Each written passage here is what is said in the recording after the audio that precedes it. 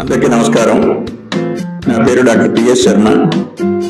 Konaseema branch వైద్య సంఘాన్ని యొక్క పూర్వ అధ్యక్షుడు మరియు రాష్ట్ర శాఖలో ఎగ్జిక్యూటివ్ మెంబర్గా ఉంటూ ఈ రోజున షుగర్ వ్యాధి గురించి కొన్ని విషయాలు మనం చర్చించుకుందాం.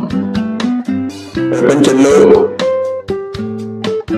దాదాపు 40% మంది జనాభాని పట్టి పీడిస్తున్న ఒక రుగ్మతనండి, లేదా జబ్బనండి, వ్యాధి అనండి ఈ షుగర్ వ్యాధి, డయాబెటీస్.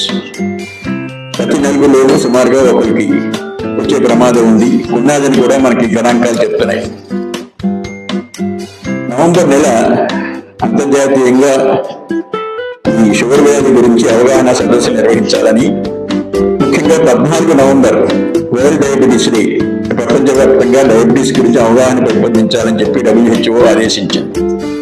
ఈ సంవత్సరం WHO ఇచ్చిన స్లోగన్ ఏమిటంటే డయాబెటిక్ అక్రాస్ ది స్టేజెస్. అంటే మనం పుట్టిన దగ్గర నుంచి చనిపోయే వరకు కూడా వివిధ దేశాల్లో బాల్యం, తర్వాత యవ్వనం, తర్వాత కౌమారం, వానప్రస్థం, ఈ 4 దశలేనండి. లేదా అడాలసెంట్, చైల్డ్హుడ్, అడాలసెంట్, అడల్ట్, తర్వాత ఏమో జీరియాట్రిక్ స్టేజ్. ఈ 4 దశలు, 5-6 దశలు వాటోరిటీస్.